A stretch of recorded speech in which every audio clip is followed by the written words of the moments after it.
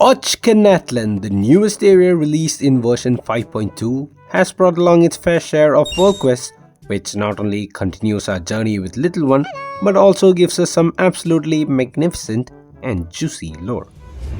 So in this video, rather than giving a recap of what happens in OCHKANATLAN and its world quests, primarily the quest Lost Traveler in the Ashen Realm, I would like to go over the major lore bombs that we have received and try my best to theorize what all this could be leading up to in the future versions.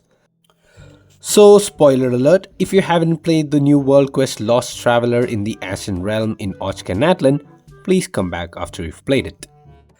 Starting off, the major characters in the world quest chain surrounding Little One, which started as soon as we stepped foot in Natlan, have been the Traveler, the mysterious voice calling us the Chosen of Dragons, and of course, Little One. All of this was introduced in the World Quest series between Pledge and Forgotten, which starts off our journey with the Little One to remove the Flame Lord's blessing. Now the World Quest in OCHKANATLAN is a continuation of this journey and culminates in us finding another golden entreaty, just like the one we found in the previous World Quest. But what's most interesting about this world quest is that apart from introducing us to the fabled Tyrant King Ochkan himself, this quest even shines light on the true nature of Ochkan, the Lord of the Cinder City, as well as the mysterious voice guiding us so far, which is OCHKANATLAN, the Sage of the Stolen Flame. Ochkan, from what we know so far, was suspected to be a half-man, half-dragon Tyrant King who ruled over OCHKANATLAN. From the artifact set Unfinished Reverie, we also know of a scarlet-eyed hero who assembled a group of heroes to overthrow this Tyrant King and end his unholy reign.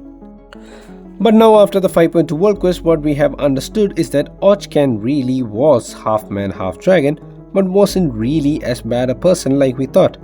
The battle between Ochkan and the scarlet-eyed heroes party ended with Ochkan having fallen from a great height into a pitch-black mire, supposedly having met his end.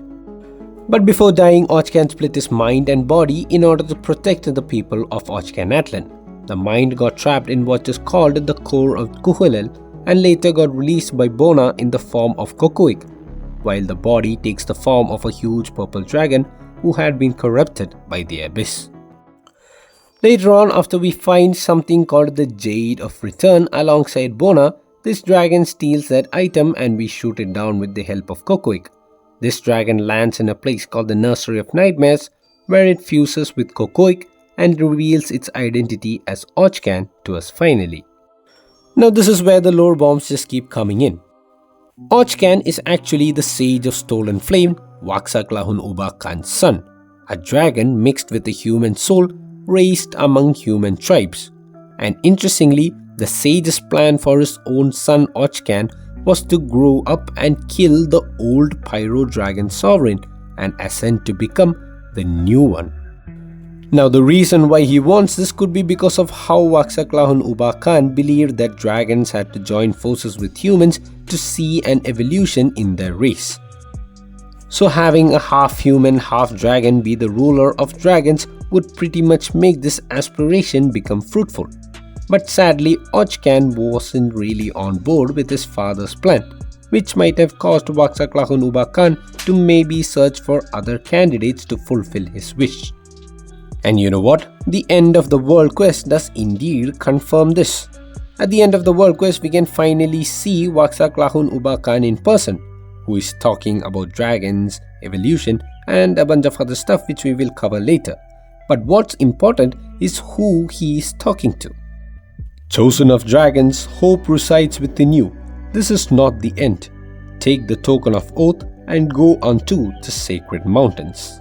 The token of oath that OCHKANATLAN mentions could probably be the Jade of Return or the Golden Entreaty, and the sacred mountain could be the volcano of Tolan where the supposed ritual to cleanse the Flame Lord's blessing takes place. But the Chosen of Dragons he is referring to is actually Little One. This is where some of our biggest speculations might come true. Before going into eternal slumber, Ochkan compares Little One to himself as they both have the Flame Lord's blessing. And since OCHKANATLAN's plan to make his son Ochkan the next Pyro Dragon Sovereign failed, the next best candidate is Little One. And since it was Waxaklahunuba Khan who told Little One about bringing the token to the volcano, it would very well seem that this journey we are taking alongside Little One is not to cleanse the Flame Lord's blessing, but instead to give rise to the next Flame Lord, the next Pyro Dragon Sovereign. But there is one little problem. Waxaklahunuba Khan referred to Little One as the Chosen of Dragons, but throughout the previous world quest it kinda seems that he is referring to the Traveler as Chosen of Dragons as well.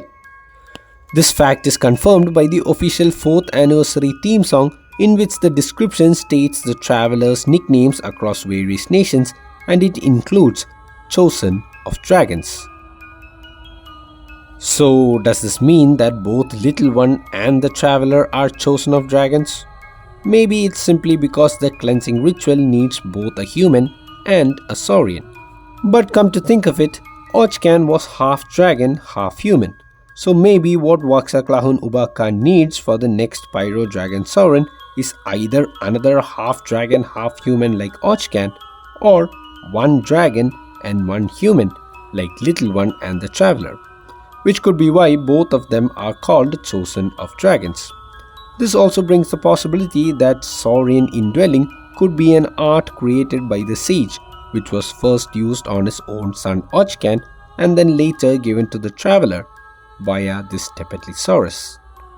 This could be confirmed by the fact that the first time the Traveler indwells a Saurian, the Tepetlisaurus himself calls Traveler Chosen of Dragons and asks the Traveler to reach out his hand.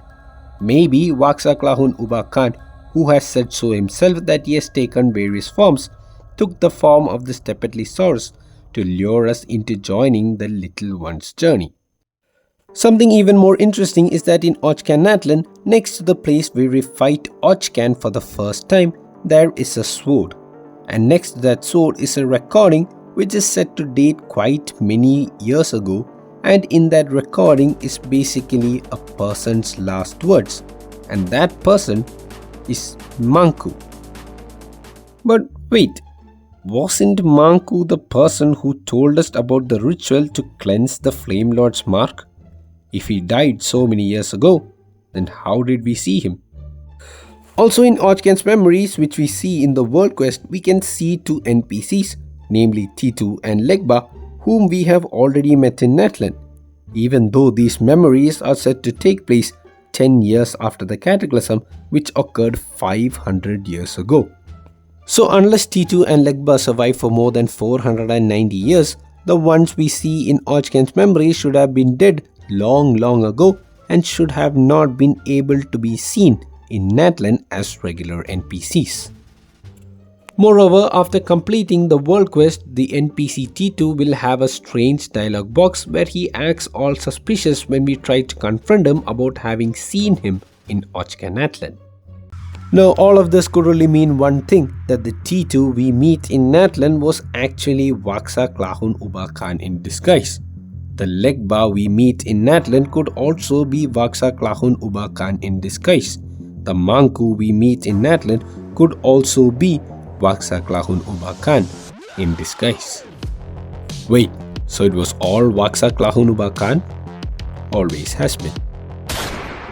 The next most important lore bomb is regarding our very own Pyro Dragon Sovereign.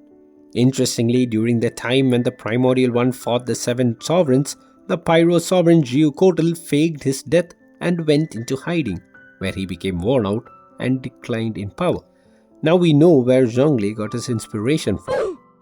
This old eroded sovereign then apparently got corrupted by the abyss and is said to have become a corpse-like shadow of what he used to be. Wow, an abyss corroded dragon sounds perfect for a boss fight. Anyways, it was at the volcano of Tolan that Geocoatl fought Xbalanque, fell from a great height and died, while Xbalanque was reborn from the flames.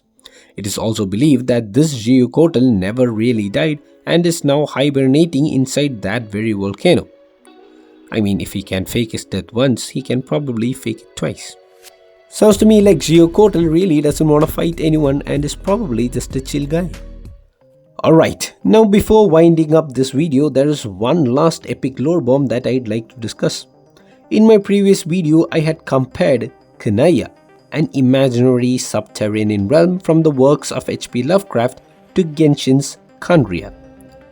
I had also discussed the possibility of how, just like Kanyanians were brought from their home planet to Kanya by Cthulhu, an outer god, maybe the primordial one in Genshin, rather than creating humans on Teyvat, most probably brought them from another planet into Teyvat, just like the Kanyanians.